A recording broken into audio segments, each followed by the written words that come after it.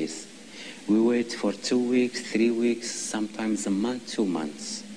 And he is not brought before the court. When we see he's in the court, we go and see them in prison.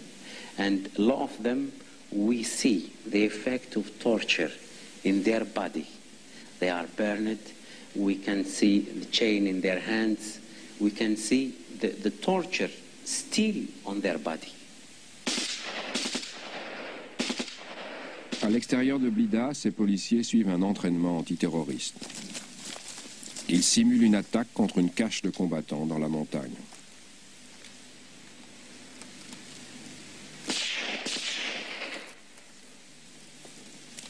On leur enseigne que toute personne sur le terrain est un terroriste en puissance. Une position extrême qui se solde parfois par des exécutions sommaires.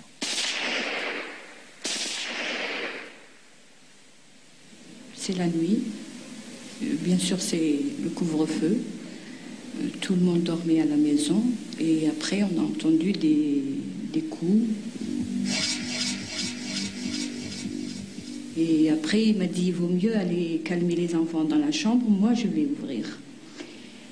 Et quand il est parti pour ouvrir, avant même d'atteindre le seuil de la porte s'est cassée.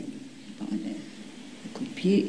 Elle s'est cassée et mon mari, il était debout devant la porte, les mains en l'air, parce qu'il avait bien sûr imaginé que c'était des policiers. Il a mis les mains en l'air et on lui a tiré dessus. On lui a tiré dessus sans savoir même qui c'était. Et ils lui ont tiré la première balle sous son aisselle, vu qu'il avait les mains en l'air, et la deuxième balle en plein cœur. Il est tombé sur le divan et bien sûr je n'arrivais pas à réaliser si j'étais en train de dormir, de rêver ou de faire un cauchemar ou quoi que ce soit. Je n'ai pas pu réagir, je ne savais pas quoi faire. Et après le policier il m'a dit qui c'est cet homme. Bien sûr après avoir tiré, il voulait savoir son nom. Moussaoui a 6 enfants, son mari était comptable. Alors qu'il gisait, mourant, les policiers ont refusé de l'emmener à l'hôpital. Je dis mais il fallait au moins faire une enquête parce que dire que venir tuer quelqu'un et dire que c'est un terroriste, c'est une accusation gratuite. Tout le monde peut faire ça, c'est pas une justification.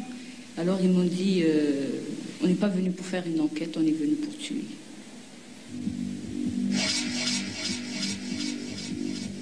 Ils ont attendu dehors jusqu'à ce qu'il soit éteint complètement parce que j'ai vu qu'il allait mourir. Il a perdu tout son sang. Je lui ai fermé les yeux et je l'ai couvert et il est mort.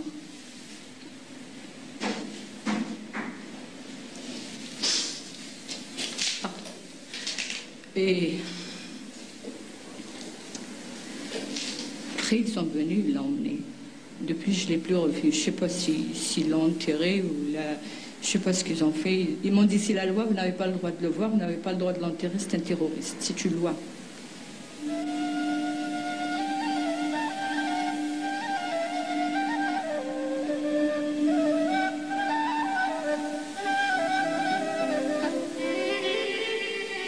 Les quartiers pauvres d'Alger, comme la Casbah, sont devenus des zones interdites aux personnes extérieures. Les intégristes y sont particulièrement puissants. Là où un père est tué par les forces de sécurité, il y a une mère, un fils, qui soutiennent le mouvement.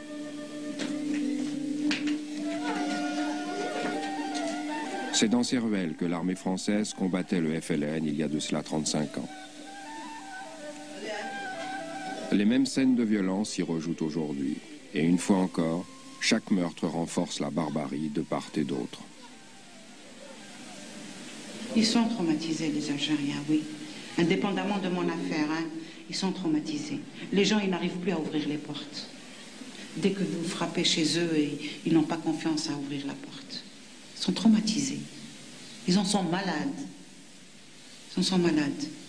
Là où ça s'est passé, hein. C'est normal qu'ils sont traumatisés. Ce n'est pas rien. Ce n'est pas rien tout ça. Mon fils, ils l'ont tué alors qu'il était chez lui en train de dormir.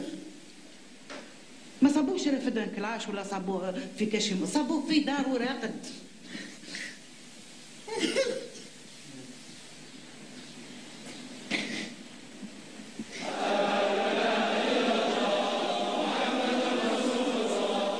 La crise actuelle s'est nouée durant l'été 1991. Le FIS, le Front islamique du salut, était alors en campagne pour des élections prévues l'hiver suivant. Les premières élections libres que le pays allait connaître depuis l'indépendance. Et les leaders du FIS se préparaient à gouverner. D'autant plus que le premier tour de scrutin allait les placer largement en tête.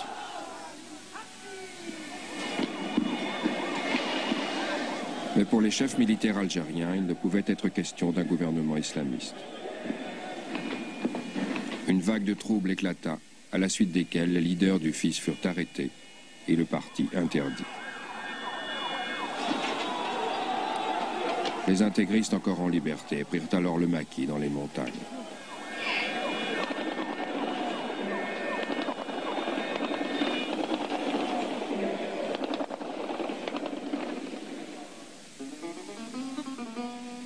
L'Algérie est à moins de 250 km des côtes sud de l'Europe.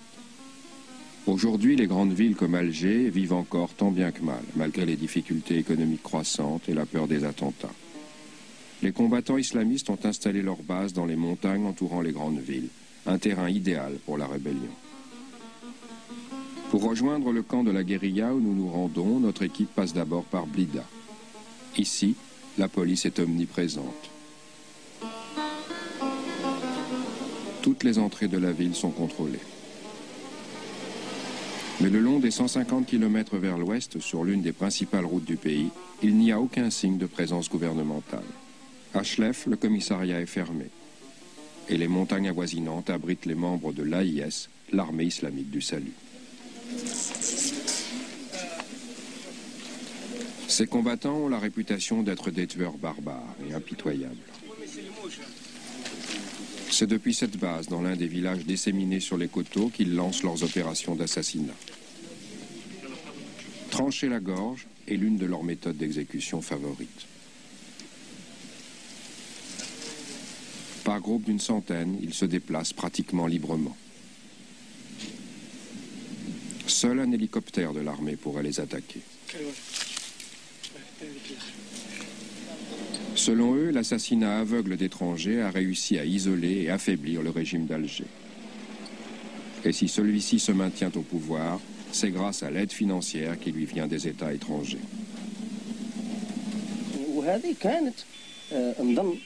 كانت بيانات ودعوا فيها الأجانب وطلبوا منها طلبوا الأجانب باش ما يساعدوش هذا النظام الطاغي اللي استولى على اختيار شعب.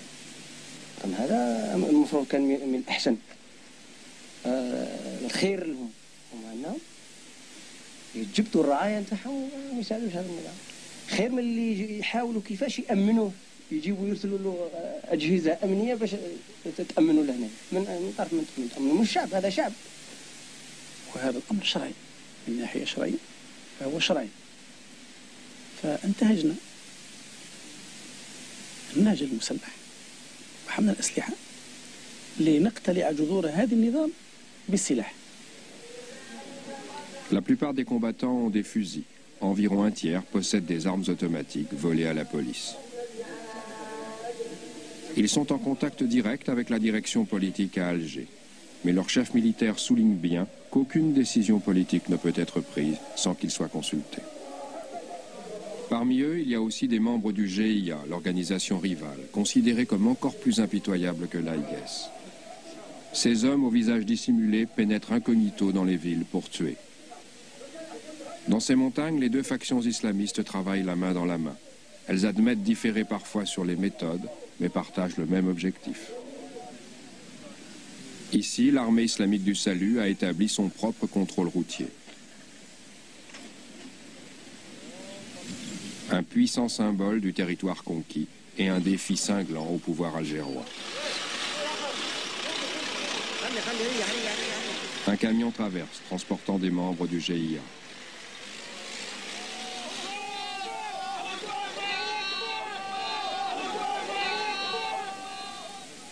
بعض المناطق من بين هذه المنطقة يتحرك المجاهدون في هذه المنطقة بكل سهولة عن طريق الرجل، عن طريق السيارة، عن طريق جميع الوسائل. والطاغوت أو النظام الجائر لا يزور هذه المنطقة إلا نادرة. Ils ont un hôpital de fortune avec un médecin diplômé.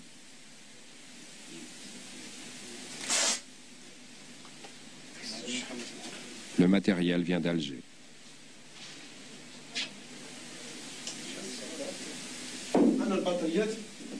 Tout près, une fabrique de bombes avec des détonateurs, des batteries